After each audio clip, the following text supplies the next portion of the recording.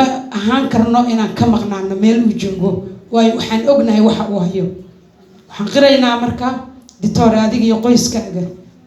iyo xaasaskaagaba ilmaha uu dhalay xataa wuxuu baray caafimaadkii sidii dadka ay ula daweyn lahaayeen waa dhaqaatiir psychologistayaal ah ku takhasusay arrimaha mental health idinkana waa mahadsantihiin waxa uu daweeyo iyo waxa keena ka hadlimayneen waa isdil la rabo in la soo yareeyo markii halkan uu soo qabtay anoo mahad celinayo walaashay naley iyo garab istaagtay ayaan waxaan ku talagalnay iyo gudoomiyihii hore haweenka qaranka Caasho Cumar Gasdiir walaashay in aan si hordhaca arrintan bulshada aan Facebook u dhigno waxaa daawaday caruur dhalinyaro ah ku dhashay magaalada London ku barbaaray depression iyaga ka badbaaday xanuunka dhimirka waxay ku dhasheen wadan nabada waxay ku barbaareen wadan nabada laakiin way isla hadleen sababo jira awgeed xanuunkan iyo waxa keena dhaqaatiirtan u daynaynaa balse maxaan aragnay caruurtii waxay sameynayaan 24ka bisha marka la gaaro November ayay waxay u sameynayaan marathon lagu ordayo magaalada London halkaanan kula hadalnay markay naga daawadeen dabcan waxaan nala soo xiriirtay gabar kale oo joogta wadanka Sweden caasimadda labaad Tabori waxay tiri waxaan rabaa ditoorka iyo Jawaahir inaan la hadlo waxaan ku suganahay xaalad adag waxaan dhalay 5 caruur ah waxaan rabaa inaan isdilo waxaanad ka hadlaysaan aniga ku sugan waxaan u baahanahay inaad ila talisaan dawaday qaadanaysay noo soo dirtay wuu la hadlay aniga la hadlay gabdhahan waan dhalaa la hadlay gabadhii waxaan siinay talo waxaan u soo jeedinay ilaahay marka hore inay tala saarato xanuunka ugu badan ee qofka ku dhaca hooyada ee xanuunadan laga qaado waxa kamid ah waqtiga dhalmada markay isla hadasho gabar yar oo qurbaha ku kortay 5 caruur ku dhashay meel cidla degan Soomaaliu dhaweyn saygeedii saaka ka shaqo tagay way adag tahay hadana xanuunsan inay ilmaha ay ilaaliso waxay isku qufishay caruurta in la qaadanayo ayaduna ay tahay hooyo ilmaha aan hayn karin marka inay ka tagto dunida ay isdhaafisay go'aansatay istaahil 19 bisha ayay imaanaysaa magaalada Muqdisho hadduu ilaahay idmo 19 imaanaysaa ani ditoorka odageedana soo wacay waxaan u ballan qaaday in ay timaado halkan waxay tiri magaalada qofna ka garan maayo Hargeysa rabaa odagii inaan u diro odagi qabay shaqadiina waan ka soo degay caruurtii iyadana isku mahayn karo ayaduna waxay tiri ditoor Xabeeb inaan u tagay Google gashay Jawaahir Baarqab way akhrisay waxay tiri waxa tahay hooyo u naxariista dadka caawiya waxaan u ballan qaaday gurigayga inay timaado gabadha yar ay soo wado in aan halkan ku hayno kadibna aan dhakhtarka u geeyno marka shaqada Xabeeb hayo kaliya ma aha magaalada waa dalka iyo dibadda dhalinyaradii magaalada London maxay noo ballan qaadeen waxa ku dhacay xanuunkan way ka raysteen way ka badbaadeen Instagram-ka ay noo soo dhigeen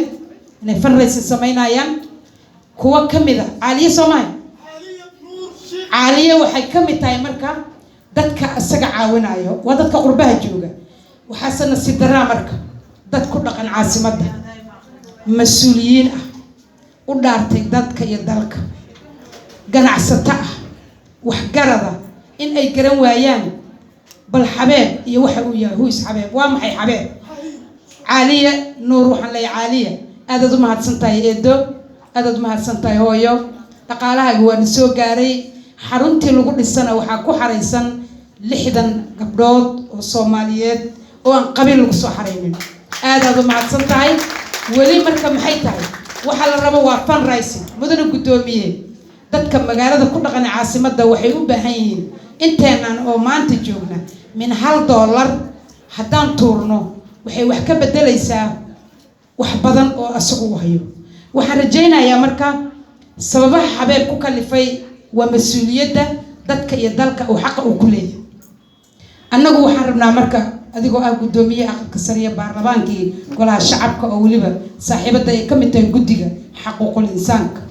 waxaan rabnaa caliya waa ku mahad celinaynaa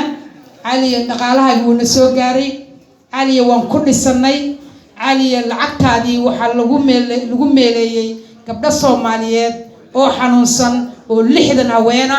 waxaan rajaynayaa gabdhaha ku nool qurbaha inta ay ku mashquul lahaayeen guryaha islaameed iyo inay meelo kala dhalaaliyaan inay isku dayaan inay wax ka bedelaan nolosha qof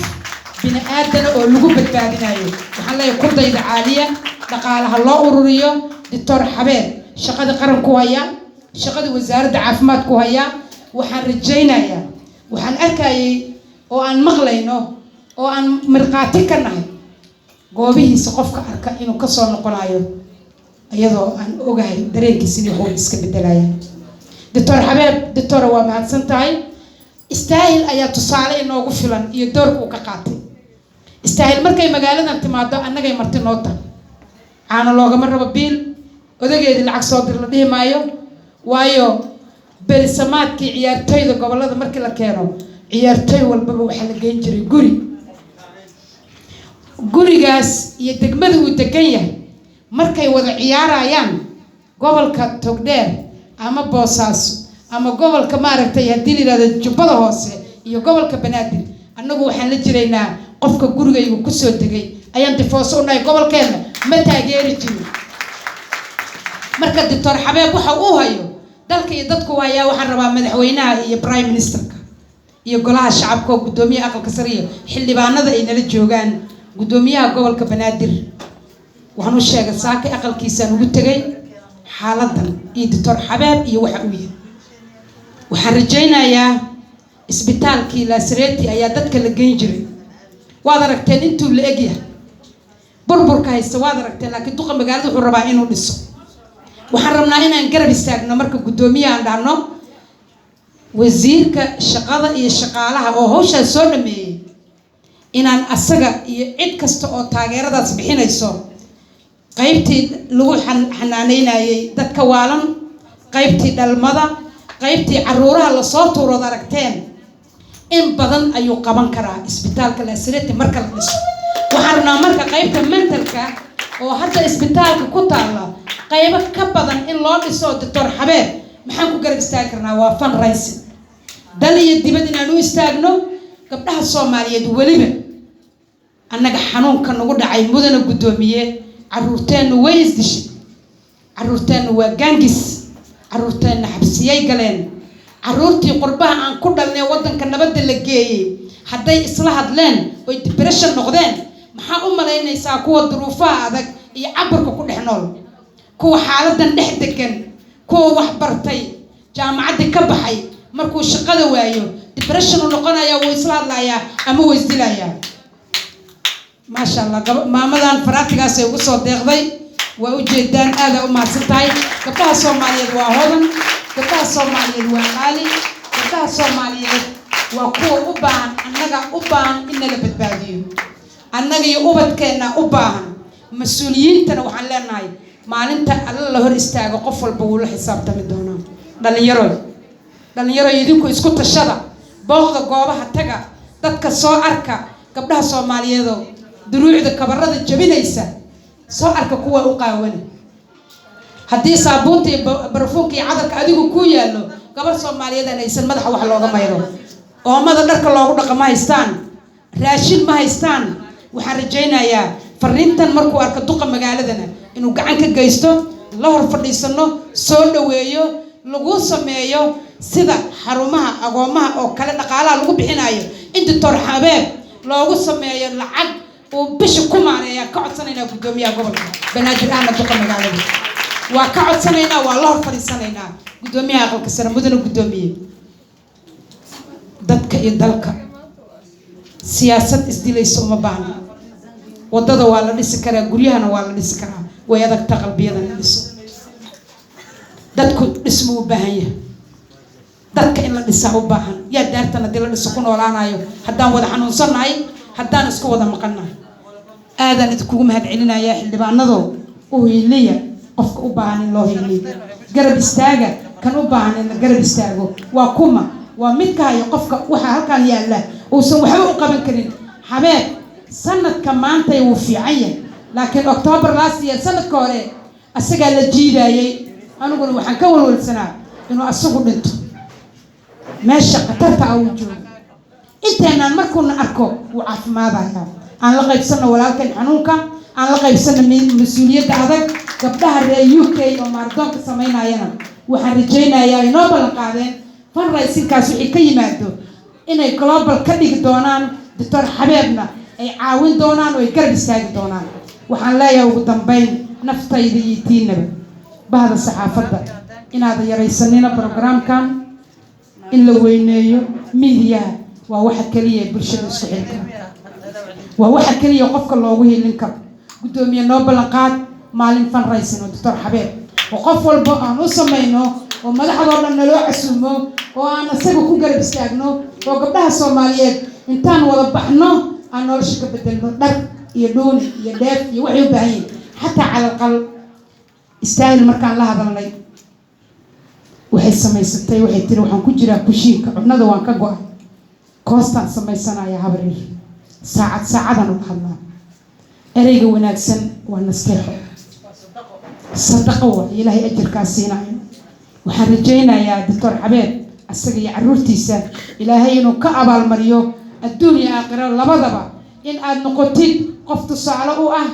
ummadan ma oga waxa aad hayseen inay soo arkaan la wado bal isha macallinee ay dhawada ku soo arkaan madaxda qaranka adigana aad diyaariso wasaaradda caafimaadka adoo kaashanayo policy lagu hordhigi lahaa kabineetka baarlamaankana loo gudbin lahaa si budget iyo xuquuq ay u helaan dadka haddaan la helin siyaasad lagu difaaco iyo sharci waxba ma tarayso waxaan rajaynayaa marka intaasaan rabaa inaan uga baxo ugu dambeyntiina waxaan rabaa Cabdi Shiro oo ogahay inuu abwaan yahay oo xildhibaan yahay qayladhaantii maanta dadka xagga jooga haddii ilmihii aan dhalnay iyagoo depression ay dalka xagga joogaan bal marka la qayladhaan inta ka bilaabo aan isu wada keenno aan qurba joog iyo qorax joog intaan iska dayno qoys quraanay Soomaaliyeed aan wada qabano danta guud aan ka shaqeyno dawladnimada dhibkana waxa noo geysta waa burburkii 30 sano ee aan isdilay oo aan isdooxnay oo aan isku diidnay annaga dil yiraahdo Hargeysa iyo Burco waa ka soo qaadnaa dadka dhibaataysan waan dhoofinaa Turkigan geynaa Xasan wuu ogaa been ilma yar oo 12 sano jiro kuwa madaafiicda lagu riday hadda intaan hadlaayay 2 askari oo lagu dhaawacay bakaaraha iyagoo dadka u shaqeynayo ayaa baasaboorkooda banaanka la taagan yahay duqa magaalada Saaka waan kala hadlay fiisadaan rabaa in loo dalbo marka ma qabno qareen xildhibaankii qaranka dadka u dhaartayna tiisa haysto 51 u fadhido laakiin qabiilku 51 waa ka badan yahay ogaada 51 waa ka badan tahay aniga Cabdi Shir maalintii la dooranayay waxbaan ka codeynay hebel dooro cabud waa ka hadal galmudug ka hadal war xagee la jooga macnaha waxaan u arkaa inuu yahay wax gal dhaqaalaha lagu weeraray in dhaqaalaha lagu weeraray laakiin maanta uu garab taagan yahay waxaan rabnaa xildhibaanada la doortay waxa loo doortay waa dadka inay u hadlaan ee badbaadiyaan ma aha inay mukayfkooda iyo gaarigooda iyo gurigooda iyo konton iyo kooda ku ekaadaan waqtiguna waa dhamaaday intaasan aan u sheegayaa waana mahadsantihiin qofka dadka wax taro adigoo cidlaad ka helaysaa waan xambaari doonaa kan bulshada dhex yimaada kuwa iska dhuumalaysanayna waqtigaa ka dhammaan doona gudoomiyaha gobolka Banaadir waxaan leeyahay mudane gudoomiye Xabeeb waa walaal waa gacal waa uhiliyaha caasimada dadka jooga haduusan xarayn lahayn